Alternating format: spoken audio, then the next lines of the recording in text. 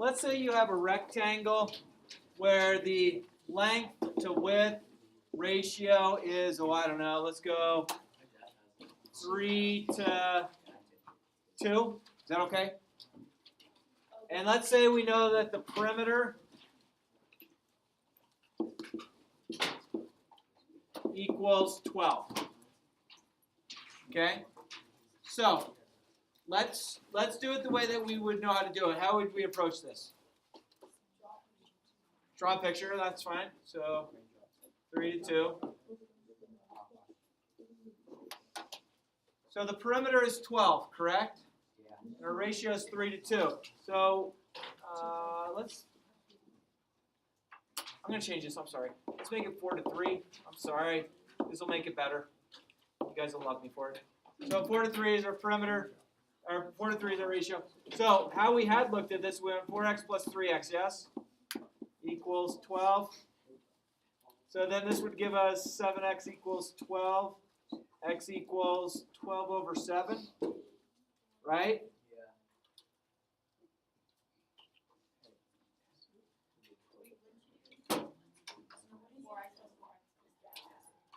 Yeah. So that's what you have to look at. You have to. So this is kind of getting you into the wrong spot. Okay. Now we can get to the correct answer, but just think about this. You know the perimeter is equal to 2L plus 2W. Agreed?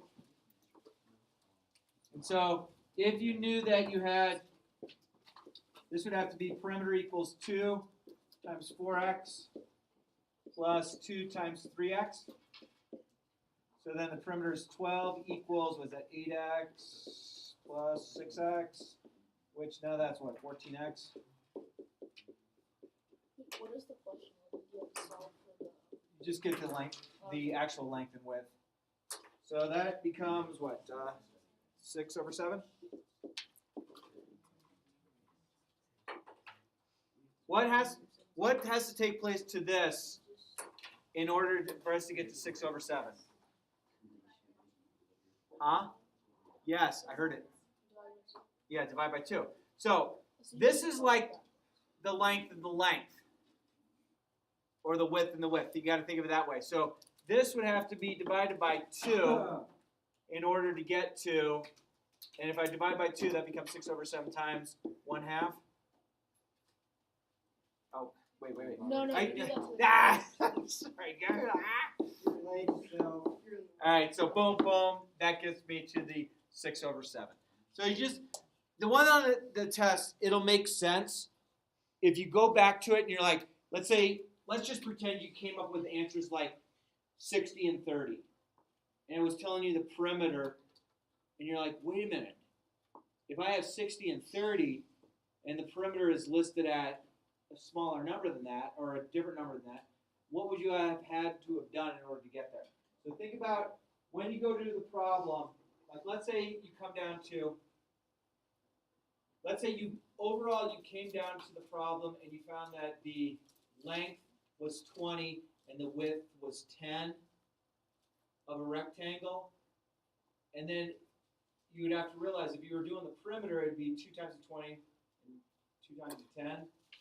But let's say the perimeter is a smaller version than that. You have to realize you had found the overall length, and there's 2 lengths, so you'd have to divide by 2, or the overall width, so you'd have to divide by 2.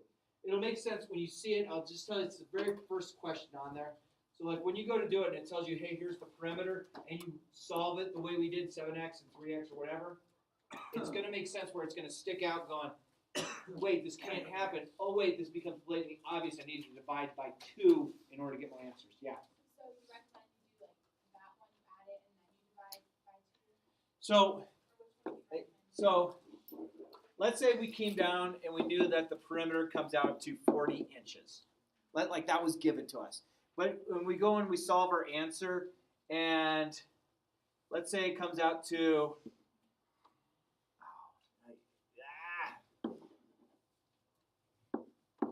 let's say 20, let's say we found that our length was 20 and our width was 8. Could the perimeter work if you had this?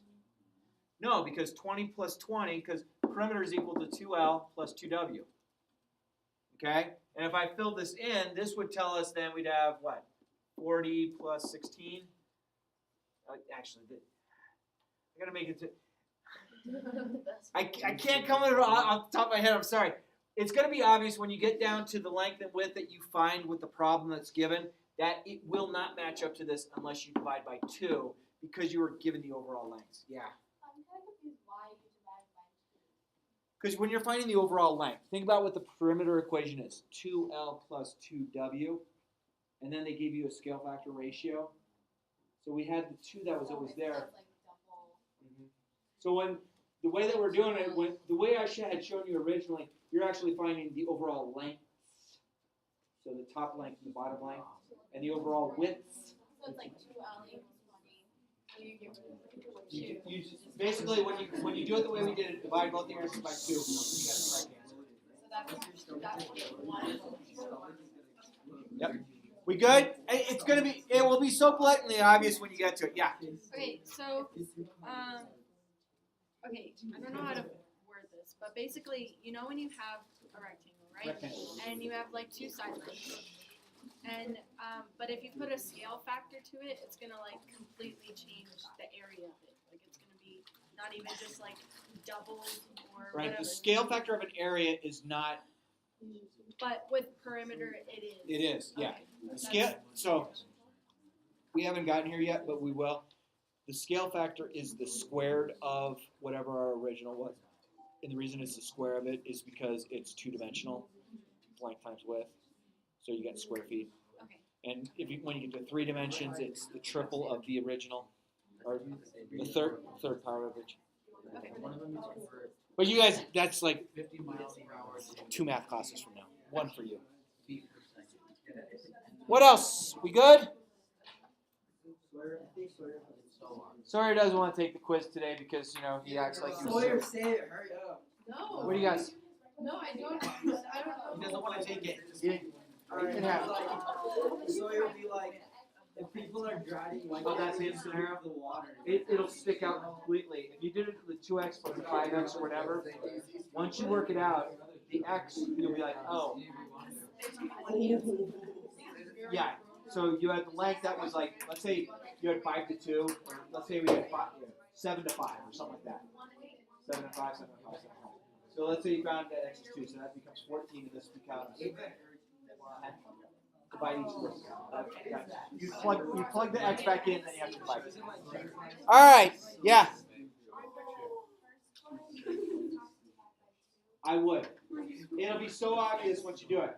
Because you will divide your 2, once you plug x back in, you're going to realize, here's my length, here's my width. There's no way that length and width will give me the perimeter. You realize it's half of it. And because you found an overall length, the length and the length, so which is 2L, or the overall width, which is 2W. Yeah. Shh. Shh.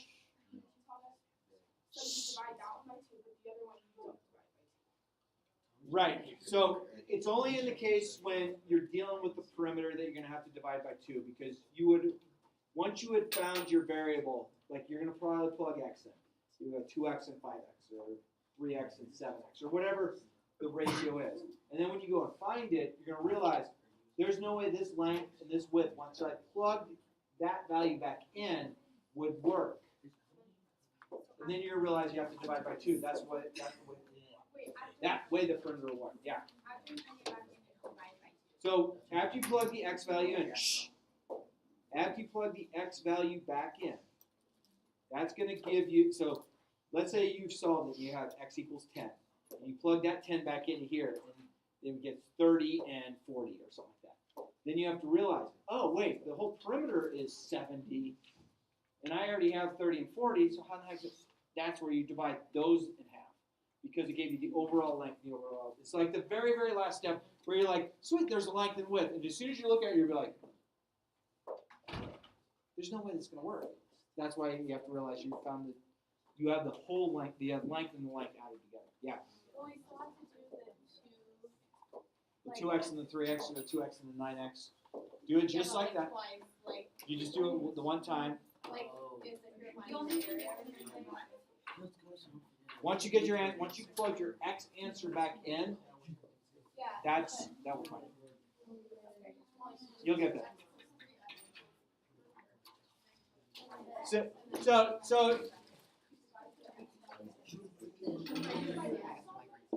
So it's this. Let's just do this. Shh. I'm sorry I'm interrupting some conversations. I apologize. I realize the conversations that are taking place right here have to take place because they are directly in relation to the quiz that we're going to take. I understand that. That's called sarcasm, if you don't realize that. Okay, we're going to call perimeter as known. I'm going to say known because it's some number because I can't make one work in my head right now. Okay, so let's say we knew we had some ratio of 5 to 12. I don't know. Of course, I'm going to hurt myself now. So how have we been doing this?